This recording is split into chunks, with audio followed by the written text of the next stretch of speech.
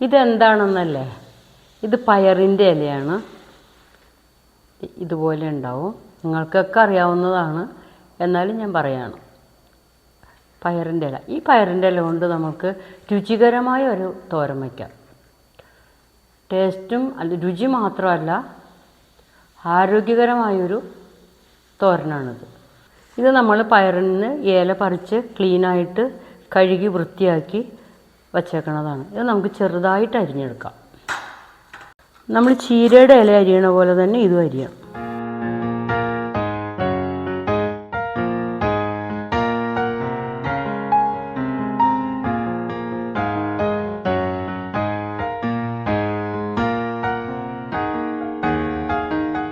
ഈ രീതിയിൽ നമ്മൾ ഈ ഇല മുഴുവനും അരിഞ്ഞിട്ട് കാണിക്കാം.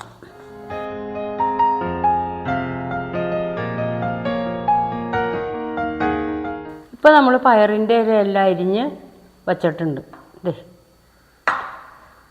ഇതിലേക്ക് വേണ്ട ചേരുവകൾ: അരമുറി തേങ്ങ കൂട്ടുകയും ചെയ്യാം, കുറയ്ക്കുകയും ചെയ്യാം.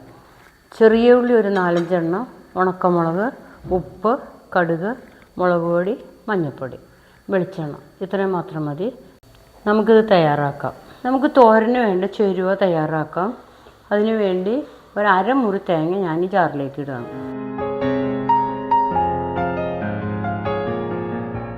തേങ്ങ നിങ്ങൾക്ക് ഇഷ്ടമല്ലെങ്കിൽ തേങ്ങ ഒഴിവാക്കിയിട്ടും ഈ തോരൻ ഉണ്ടാക്കാം. അതിൻ്റെ കൂടെ ഞാൻ ചെറിയ ഉള്ളി ഇടുകയാണ്.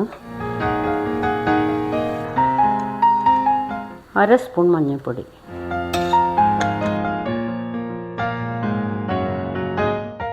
1/4 സ്പൂൺ മുളക് പൊടി,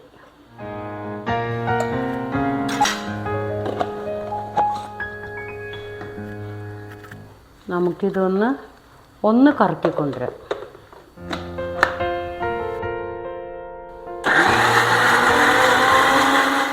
നമ്മൾ ഇത് അരച്ചില്ല, മെല്ലെ ഒന്ന് ഒതുക്കിയെടുത്തു എന്ന് പറയാം, അല്ലെങ്കിൽ ഒന്ന് കറക്കിയെടുത്തു. നമ്മൾ തോരൻ റെഡിയാക്കാനുള്ള കടായി അടുപ്പത്ത് വെച്ചു.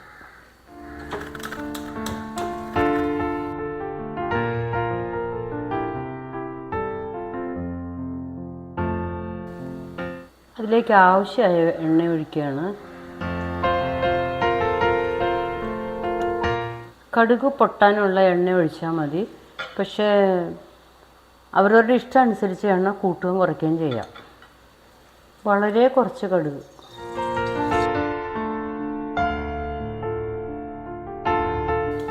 രണ്ട് വറ്റൽമുളക്,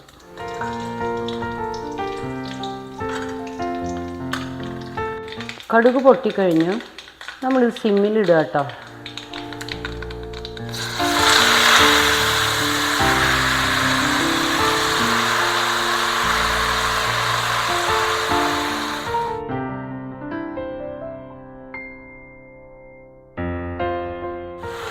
നമ്മൾ ഈ കടുവറുത്ത് പയറിൻ്റെ ഇല ഇട്ടതിന് ശേഷം നമ്മൾ തയ്യാറാക്കിയ ഈ അരപ്പും അതിൻ്റെ കൂടെ ഇടും.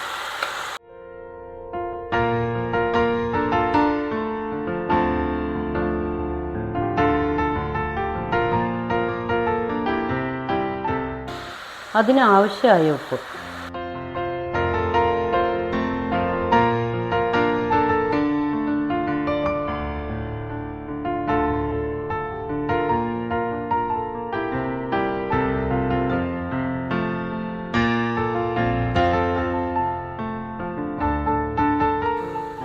നമ്മൾ കടുക് വറുത്തതിന് ശേഷം എല്ലാം ചേർത്തിട്ട് അടച്ചു വെച്ച് സിമ്മിലിട്ട് വേവിക്കും.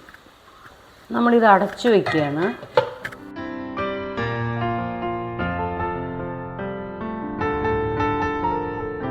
നമ്മുടെ പയറിൻ്റെ ഇല തോരൻ നോക്കാം.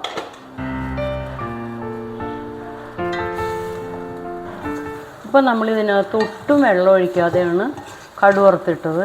നല്ല ഉഗ്രൻ തോരൻ റെഡിയായി.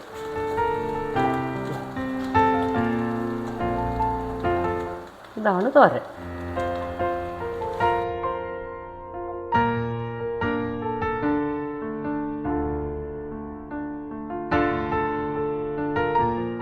അങ്ങനെ നമ്മൾ പയറിൻ്റെ ഇല തോരൻ വെച്ചു. രുചികരമായൊരു പയറിൻ്റെ ഇല തോരനാണിത്. നിങ്ങളും പരീക്ഷിച്ച് നോക്കുക. നമസ്കാരം.